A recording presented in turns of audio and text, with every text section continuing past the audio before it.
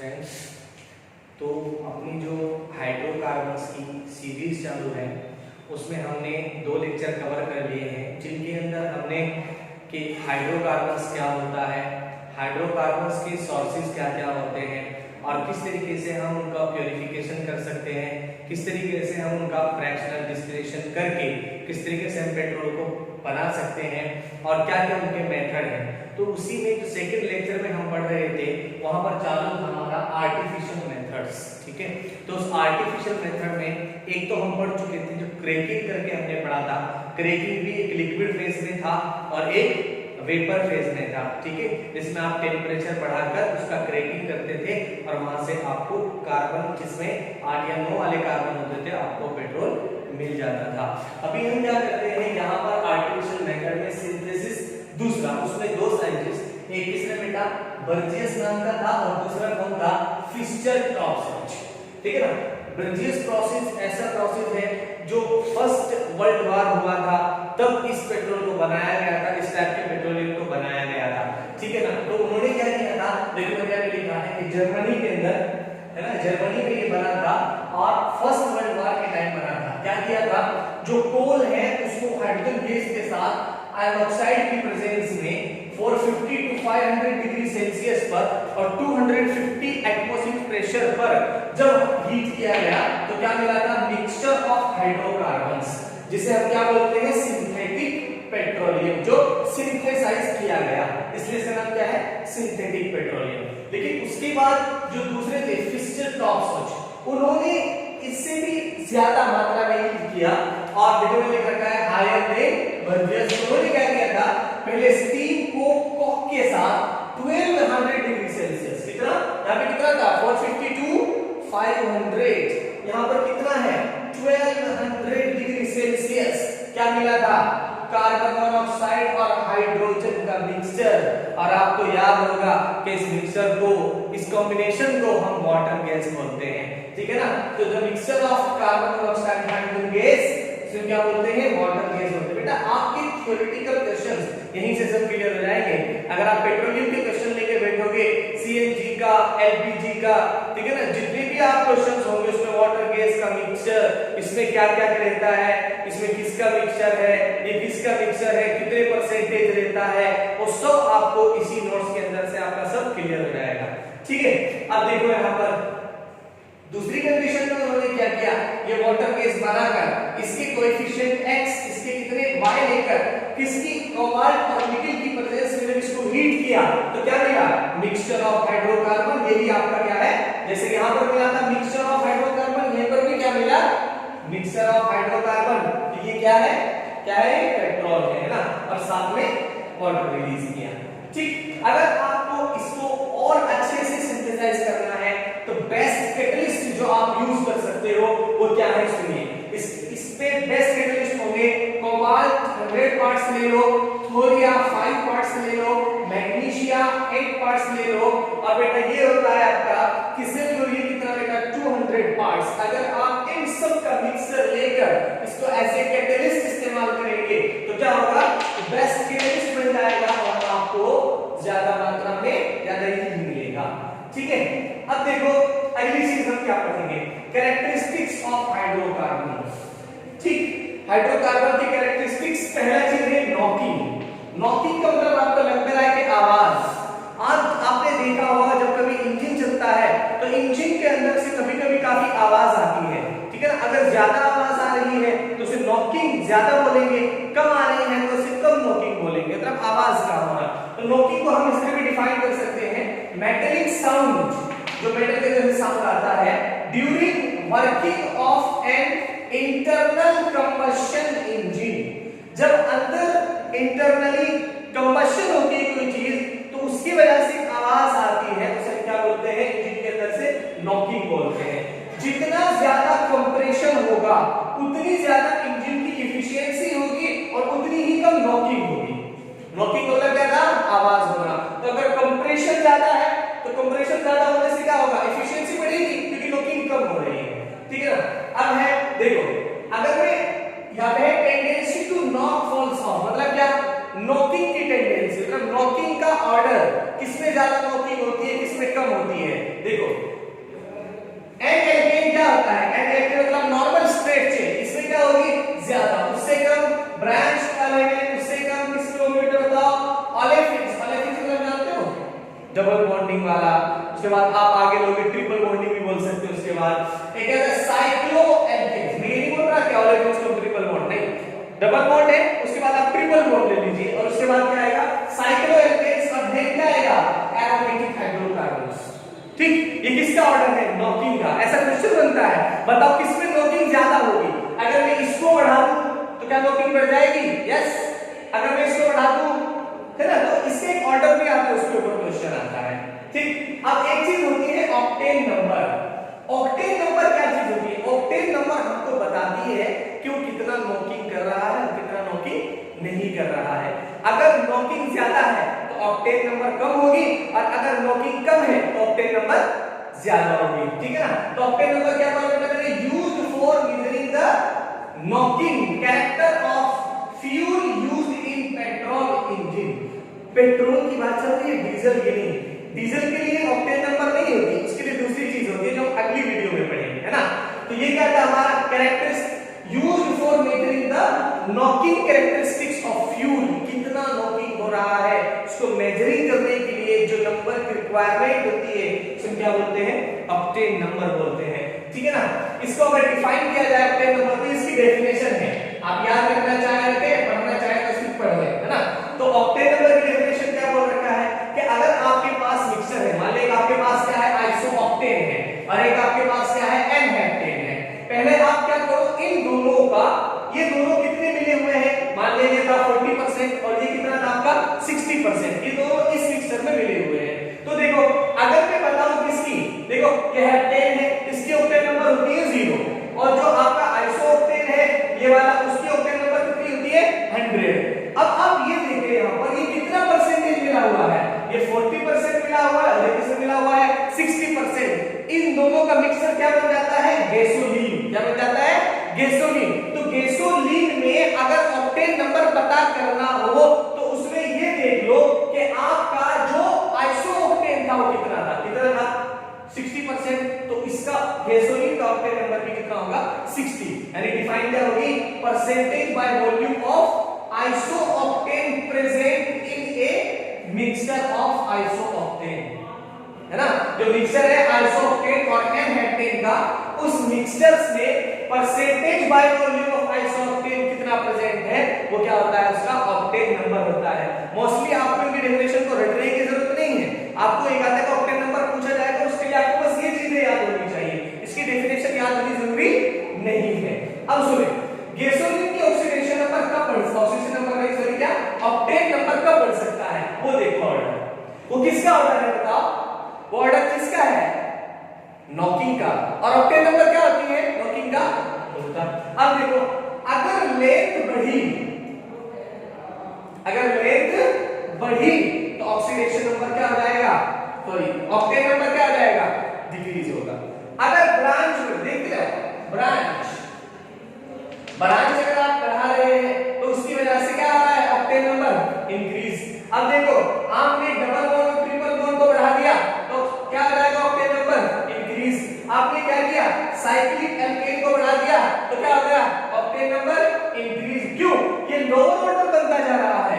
अगर आपके पास एल्केन ज्यादा है तो नॉकिंग ज्यादा है तो ऑक्टेन नंबर क्या होगा, कम। अगर आपके पास ब्रांच चेन एल्केन क्या है, ज्यादा है, तो इसका मतलब नॉकिंग थोड़ी कम होगी तो ऑक्टेन नंबर बढ़ जाएगा, है ना। इस वजह से ब्रांच बढ़ाने पर ऑक्टेन नंबर बढ़ रहा है, डबल बॉन्ड और ट्रिपल बॉन्ड बढ़ाने पर ऑक्टेन नंबर इंक्रीज हो रहा है। साइक्लिक एल्केन वहां देखो ये रहा साइक्लिक एल्केन है, ऑलिफिक्स से मैंने आपको डबल बॉन्ड बता दिया।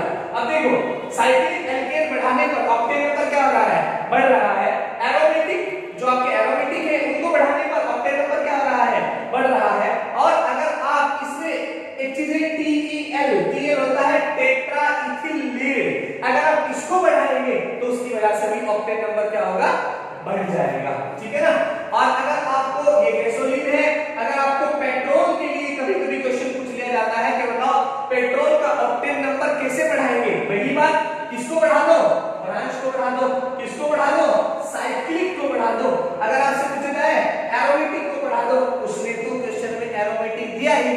उसने क्या बोला बताओ, क्या बेंजीन के ऐड करने पर ऑक्टेन नंबर बढ़ेगा? आप क्या बोलेंगे? बेंजीन एरोमेटिक है, यस बढ़ जाएगा, टॉल्यूइन से बढ़ जाएगा, ज़ैलीन से बढ़ जाएगा, इसको बीटीएक्स के नाम से जानते हैं ना, टॉल्यूइन रहता है इसमें। मीथेनॉल बढ़ा दें, यस, इथेनॉल बढ़ा दें, यस, और जो आपको भी मैंने बताया था क्या था यहाँ पर, टेल मतलब क्या, टेट्रा इथाइल बढ़ाने पर भी पेट्रोल का ऑक्टेन नंबर बढ़ जाता है। ये पूरा का पूरा आपने किससे रिलेटेड पढ़ा बेटा? एक तो हमने यहाँ पे पढ़ा है सिंथेसिस कैसे हुआ पेट्रोल, फर्स्ट मतलब जिसे आप प्रथम विश्व युद्ध या फर्स्ट वर्ल्ड वॉर कहते हैं, उसमें सबसे पहले किसने बेटा? बर्जियस ने जर्मनी में रहकर फर्स्ट वर्ल्ड वॉर में क्या बनाया था? एक मिक्सर बनाया था हाइड्रोकार्बन्स का, कैसे मोल और हाइड्रोजन को मिक्स किया था, उसको मिला था जो एक सिंथेटिक पेट्रोलियम था। उसके बाद कौन थे बेटा? फिस्टर ट्रॉप्सो, उन्होंने इससे भी ज्यादा बनाया, उनका मेथड अलग था। फिर इसको और अच्छा बनाना हो तो हम क्या बेस कैटलिस्ट इस्तेमाल कर सकते हैं। फिर हाइड्रोकार्बन की कैरेक्टरिस्टिक्स क्या होते हैं, नॉकिंग क्या होती है, और नॉकिंग कब किस किस चीज में बढ़ती है, ऑक्टेन नंबर क्या होता है, रिवर्स होता है, जिसका नॉकिंग ज्यादा उसका ऑक्टेन नंबर कम, जिसका नॉकिंग कम उसका ऑक्टेन नंबर क्या होगा? ज्यादा होगा। तो ये मैंने आपको बताया एक डेफिनेशन के बेस पर कि अगर आप कोई मिक्सचर लेते हो, आपने मिक्सचर लिया आइसोक्टेन और एन-हेक्टेन का, उसमें percentage by volume of isooctane कितना प्रेजेंट है वो उसकी ऑक्टेन नंबर होती है। देखो यहाँ पर अगर मैं बोलूं ये 40 है, 60 है, तो बताओ कितना प्रेजेंट है? ये 60% है ना, तो इसकी ऑक्टेन नंबर कितनी होगी? 60। परसेंटेज बाय वॉल्यूम आपको देखना है, ठीक है। गैसोलीन का ये मिक्सचर था, गैसोलीन का दोनों के दोनों, तो गैसोलीन का ऑक्टेन नंबर कैसे कैसे बढ़ सकता है? देखो अगर आपने लेंथ ऑफ कार्बन को बढ़ा दिया तो ऑक्टेन नंबर कम हो जाएगा, क्योंकि उसकी नॉकिंग ज्यादा होती है, नॉकिंग ज्यादा ऑक्टेन नंबर कम। अब आप आगे चलो, ये चीज नॉकिंग को कम करते हुए जा रहे हैं, और कम कर दिया और कम कर दिया, तो जितना आप कम की तरफ चलेंगे उसको बढ़ाएंगे तो ऑक्टेन नंबर बढ़ेगा, ठीक। तो देखो ब्रांच बढ़ाने से ऑक्टेन नंबर बढ़ता है, double bond triple bond means olefins बढ़ाने से, साइक्लिक एल्केन बढ़ाने से, एरोमेटिक बढ़ाने से, और एक क्या बेटा जो टेल है, टेल मतलब क्या होता है? टेट्रा इथाइल बढ़ाने से, और पेट्रोल के लिए भी वही ब्रांच बढ़ाने से, साइक्लिक बढ़ाने से, एरोमेटिक बढ़ाने से, जैसे बेंजीन टॉल्यूइन ज़ैलीन बीटीएक्स है ना, इन सब के बढ़ाने से ऑक्टेन नंबर इंक्रीज होता है। और ऑक्टेन नंबर क्यों यूज करते हैं वो बताता है कि कितनी नॉकिंग हो रही है, और नॉकिंग होना मतलब इंजन मजा नहीं आता, इंजन में नॉकिंग कब होगी तो इंजन में क्या आएगा? मजा आएगा, ठीक है। आप बेटा पहले इसका स्क्रीनशॉट ले लीजिए, फिर हम आगे कंटिन्यू करते हैं, ठीक है बेटा। तो वो अपनी वीडियो को आगे कंटिन्यू करते हैं, हम लेक्चर नंबर 4 में पढ़ रहे हैं। अभी हम क्या पढ़ेंगे? Methods for improving octane number of hydrocarbon, hydrocarbons के ऑक्टेन नंबर को बढ़ाने के और क्या क्या मेथड हो सकते हैं। असली मेथड तो वही थी जो हमने पढ़े थे, बताओ क्या क्या था? आपने नॉकिंग का पढ़ा था, बताइए क्या क्या था? स्ट्रेट वाला था, नॉर्मल एल्केन, नॉर्मल एल्केन के बाद कौन सा था बताओ बेटा? ब्रांच चेन, उसके बाद कौन सा था? ऑलेफिन्स, फिर साइक्लो, और उसके बाद सबसे ऊपर वाला कौन सा था बताओ? एरोमेटिक। तो यहाँ देखो बस मैंने यहाँ पे क्या किया है, किसी भी एल्केन को देखो, उस एल्केन का अगर मैं आइसोमेराइजेशन कर दूं तो आइसोमेराइजेशन आते ही वो ब्रांच बन जाएगा। अब सोचो ब्रांच बढ़ी तो ऑक्टेन नंबर बढ़ जाएगा, ठीक है। तो आइसोमेराइजेशन मतलब रिफॉर्मिंग इसको हम बोलते हैं। अगर किसी एल्केन को 200 डिग्री सेल्सियस पर AlCl3 की प्रेजेंस में रख दिया जाए तो वो क्या बन जाता है? उसका ऑक्टेन नंबर बढ़ जाता है। क्यों बढ़ता है? क्योंकि वो आइसोमर्स बना देता है, ठीक है। देखो कैसे, मेरे पास N-पेंटेन था, N-पेंटेन का जो ऑक्टेन नंबर था वो कितना था? 62। जब मैंने इसको एल्युमिनियम क्लोराइड की प्रेजेंस में 200 डिग्री सेल्सियस पर गर्म किया तो इसका आइसोमेराइजेशन हुआ, और N-पेंटेन का आइसोमर्स क्या बनता है बेटा बताओ? आइसोपेंटेन। क्या बनता है? आइसोपेंटेन। आइसोमींस क्या होता है? अगर आप काउंटिंग करेंगे 1 2 3 4, दूसरे नंबर पर किसी मिथाइल का आना, कार्बन वाले चीज का आना है ना, तो ये बन गया आइसोपेंटेन। इसका ऑक्टेन नंबर कितना होता है? 90। तो बताओ इंक्रीज हुआ कि 62 बढ़ा के 90 बढ़ा? 90 बढ़ा है ना। दूसरा तरीका क्या है कि आप एल्काइलेशन कर सकते हैं, जो आपने शायद लेक्चर 2 में पढ़ा था। एल्काइलेशन आप क्या करते हैं? अगर आप आइसोब्यूटेन और आइसोब्यूटेन एस्टर को कॉन्सेंट्रेटेड H2SO4 की प्रेजेंट रिएक्ट करवाते हैं तो हमें क्या मिला था, याद करो, आइसोक्टेन। ये ऑलरेडी मैंने करवाया है, बहुत आसान काम है, कुछ नहीं करना। देखो इतना का पूरा पूरा ग्रुप ये यहाँ पे पूरा ऐसे ही है, इतना, सिर्फ इसका फर्क है H, ये H और ये CH2, बोलो ये H और ये CH2 क्या बना देंगे, CH3, या फिर इस बॉन्ड को तोड़ दीजिए आप, ठीक है ना। तो क्या मिलेगा, देखो यहाँ पर ये CH2, ठीक, और ये यहाँ पे चला गया क्या, CH, आगे क्या है CH3, या फिर आपको जैसे मैंने पहले तरीका बताया था उस तरीके से भी कर सकते हैं। तो ये क्या मिला, आइसोप्रोपेन। मेन चीज ये नहीं कि रिएक्शन कैसे हुई, वो तो हम पढ़ने वाले हैं, पूरी केमिकल रिएक्शन कैसे होती है, कब बॉन्ड टूटता है, कब नहीं टूटता, कौन सा बॉन्ड स्ट्रांग होता है, कब टूटेगा, वीक कौन सा है, कब टूटेगा, किस टाइप की रिएक्शन होगी, वो सब हम पढ़ने वाले हैं। अभी तो हमें देखना है कि मैंने आइसोब्यूटेन और आइसोब्यूटिलीन दोनों को मिलाकर आइसोऑक्टेन बना दिया, ठीक। और अब आप बोलो कि सर ये आइसोऑक्टेन कैसे है, आइसोऑक्टेन तो ऐसा होना चाहिए था कि मैं बोलूं 1 2 3 4 5 6 7 1 2 3 4 5 6 7 और यहां पर C लगा है ना, ये होगा आइसोऑक्टेन, लेकिन कमर्शियली इसको भी आइसोऑक्टेन कहा जाता है। इसका आईयूपीएसी रेट क्या होगा बेटा, काउंट करो, काउंट करके बताओ, तुम्हें आता है 1 2 3 4 5, बताइए क्या होगा। दूसरे पर 2 बार 2 2 4 ट्राइमिथाइल पेंटेन, क्या होगा बेटा, कहां पे लिख दूं, यहां पे लिख देता हूं 2 2 4 ट्राइमिथाइल पेंटेन, ठीक है ना।